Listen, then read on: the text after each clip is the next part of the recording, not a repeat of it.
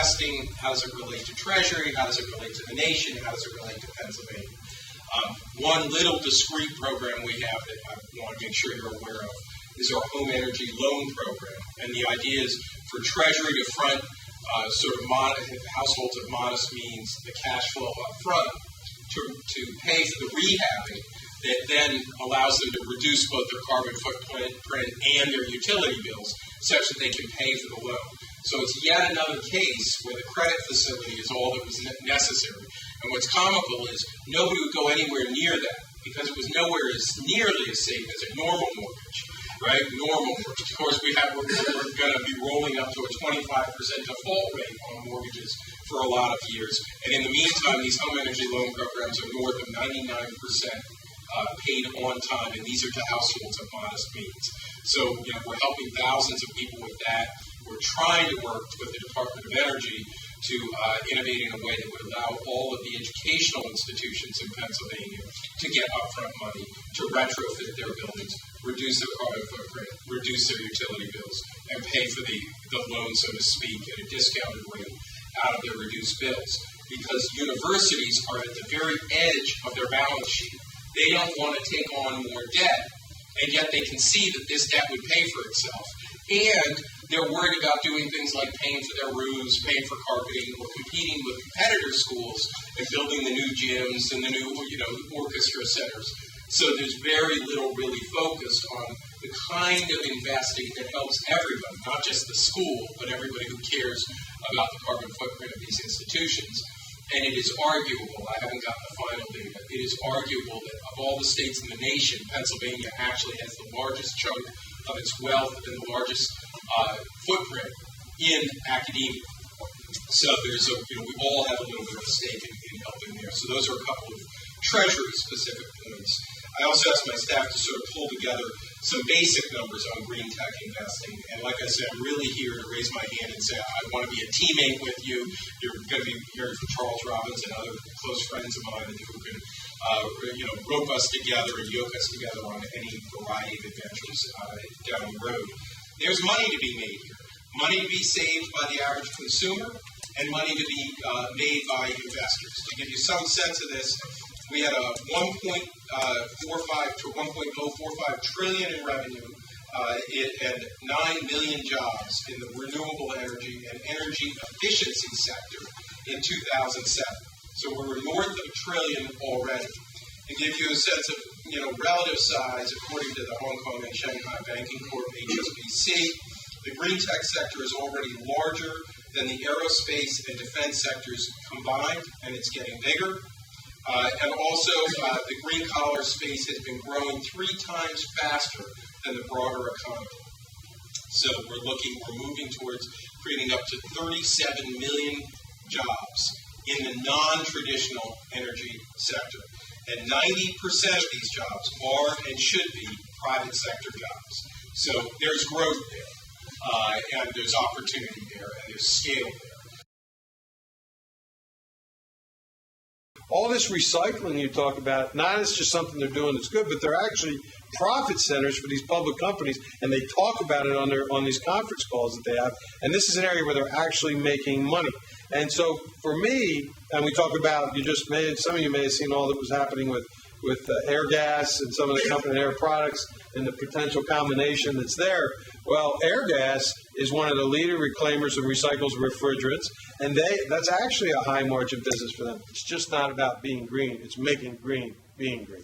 Investment levels from about $140 billion in 2009 are expected to triple to $420 billion by 2018.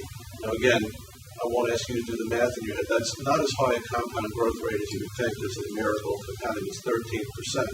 But that's a hell of a growth rate over an extended period of time. And so for anybody looking to invest, and Joe, I think you would be the first to say that's where you're focusing a lot of your energies right now. That's what makes it such a great area on either side of the ledger. So it's a great place to invest. There is a very significant incentive for producing electricity from renewable resources. So things that were referenced earlier, such as wind, solar, hydropower, geothermal, biomass. ocean tide technologies, things of that nature. And those subsidies are critical. If they did not exist, they would not be built, because these are not projects that will pencil out in the absence of these subsidies. Also, on the transportation fuel side, there's very significant tax benefits for ethanol, currently corn-based ethanol, but there are also subsidies in place for cellulosic ethanol when or if that ever becomes commercially viable. Currently, most of these cellulosic ethanol projects are just in the demonstration stage at this point. Significant incentives for biodiesel and for other forms of non-conventional fuels that are intended to displace gasoline as a form of transportation fuel. Outside of these pockets, however, there is not a lot in the way of tax incentives, and it often surprises people when they come to me and they say, I've got this great idea for recycling water bottles, or I've got this great idea for using fuel more efficiently in some manufacturing process, and isn't there a tax subsidy for me for this new investment that I'm going to make? The similar technology we call as LEC technology. LEC is like the emitting capacitor. That is our first hookup through the printed electronics technology. So what is LEC technology? LEC technology is provides a true surface light source. So most you can see today, all the light source is point light source. Okay, include the LED, also the point light source. So we developed these kinds of the technology, and actually this 10 years ago. And then we decided to move to the US here. Okay. So first one I will show you is what is the CEDAC technology. This is we have our small panel like this. It's 8.5 by 11 size. Actually, so when we bring our facility in the US, Lansdale, we will bring over the 4 by 8 foot. Okay, so that is what the light source we have today.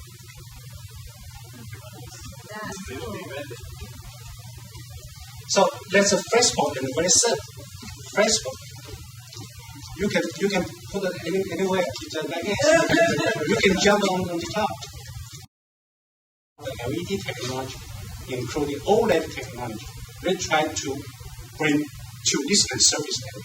So you can see it's another LED. They put 100, 200 LED light spot bring over and have a diffusion film on the top and build quite thick. Okay, it's a picture. So we are just one piece of this one. So even though it's a 4 by 8 foot, it's still staying like this way. We got to set our manufacturing in the US to bring more job. Okay, so how we can make it?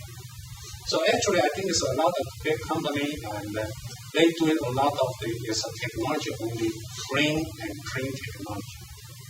But another very major issue is you got to bring green and clean manufacturing process in the US. That is manufacturing process. It could be provided low cost, high production efficiency, and lower power usage. I guess the first question is, what type of companies we're seeing, and I think, the last panel, I think Charles spoke to it pretty eloquently. That if you really look at Cleantech, it's a pretty big umbrella. I mean, you can put a lot of kinds of companies under that umbrella. I sort of think of it as layers of the onion. How far away do you go from the center before you could start saying, is this really Cleantech or not? So, with that as a preface, I don't think this region I've seen to date, business plans coming from left field, from right field, from behind on plate. I don't think there's a common theme as to what kind of technology, what kind of business is created in this area. I don't think our anchor tenants, if you will, the universities, have any one specific talent that would, nurture a solar competency or a conservation competency, whatever. So I don't necessarily see a trend coming about. I see, and I think in the Cleantech area more specifically, you'll see various technologies and various kind of businesses prosper. I kind of thought about cars. You go back a couple decades, you had gasoline-powered cars and maybe some diesel. But in the future, there'll probably be niches for all sort of different kinds of propulsion systems. There might not be one big winner. So with that, with that as a backdrop, I think you see a lot of competing technologies. Some may be more dominant than the others, but some niches that are small that will support the technologies that won't go away.